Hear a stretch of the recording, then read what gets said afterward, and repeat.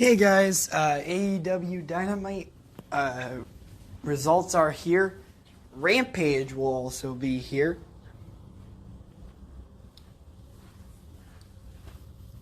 So starting off first, we have the Bar Mitzvah celebration with MJF. This was a great segment. I thought this was amazing. To be fair though, I thought the whole show was amazing. There was one segment that I thought was dumb, but we'll get to that in a little bit. It didn't take very long for MJF to Bar Mitzvah celebration to get interrupted. We first saw Jungle Boy show up to interrupt MJF. And before Jungle Boy could even talk, Sammy Guevara showed up. And then a little bit later on after that, Sammy Guevara talked for a little bit, and then Darby Allin showed up. And all four of those people are what everyone says are the pillars of AEW. And they had a huge argument, all four of them, which led to a brawl. And it was a good segment, I will say that.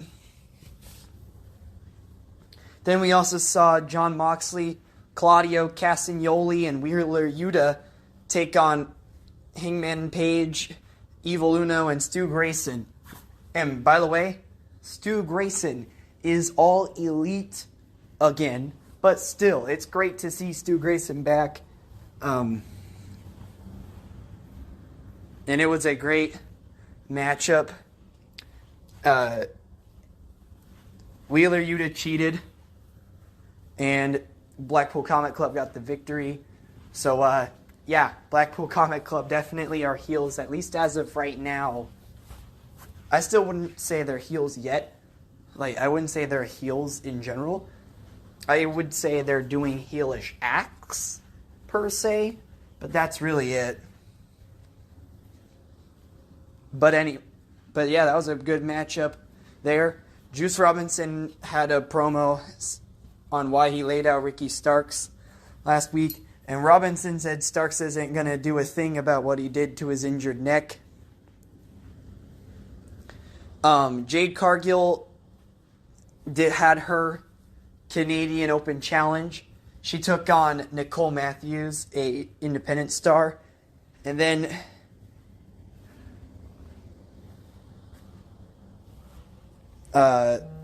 Nicole Matthews lost pretty quickly there.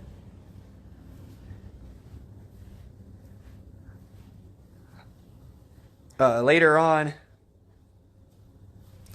we saw Taya Valkyrie show up to probably square up with Jade Cargill in the coming weeks.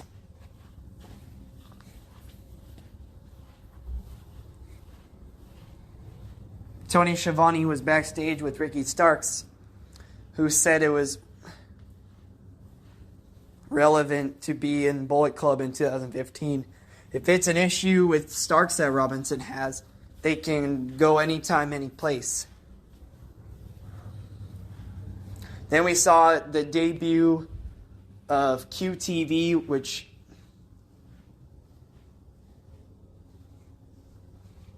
they cut to somebody breaking into Wardlow's car, smashing the window, and stealing the TNT title, which we found out was to be Aaron Solo, who was a part of the QTV program with QT Marshall and Hobbs. And then Hobbs said that he'd have an open challenge for the TNT title on Rampage. Orange Cassidy then went one-on-one with Jeff Jarrett. And Jeff Jarrett tried so hard to cheat and try and get the victory, but Orange Cassidy ultimately got the victory. Sad news for most people. Danhausen has a torn pec, so he may not be in action for a while, which is unfortunate. It's very sad and also very evil. The Acclaimed have a quick music video about being the people's choice.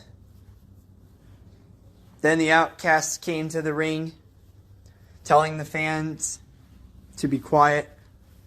And the grass was supposed to be greener in AEW.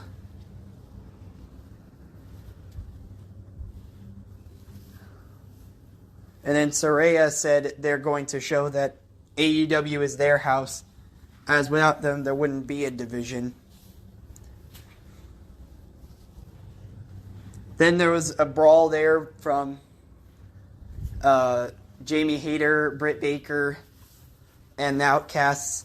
And then we saw Riho come out afterwards with Willow Nightingale and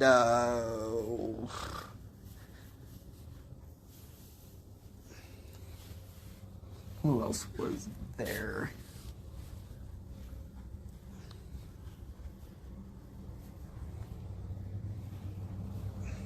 Sky Blue, that's who else was there.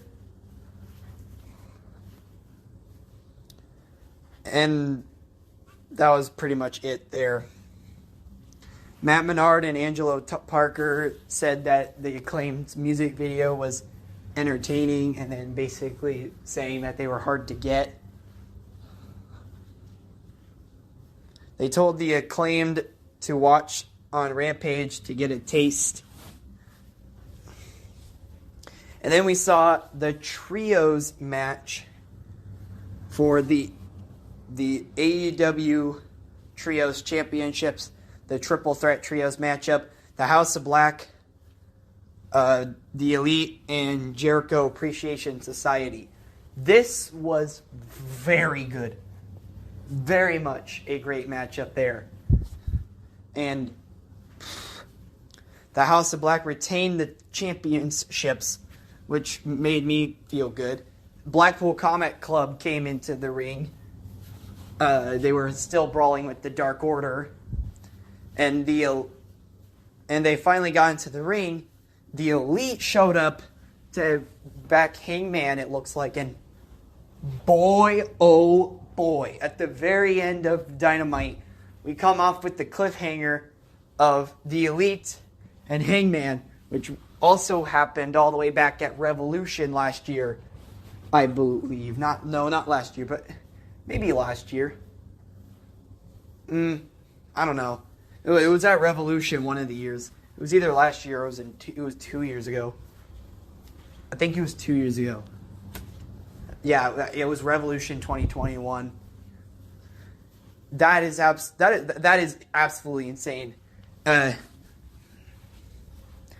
But it is possible that Hangman could reunite with the Elite, which would be pretty cool to watch. That would be pretty awesome there.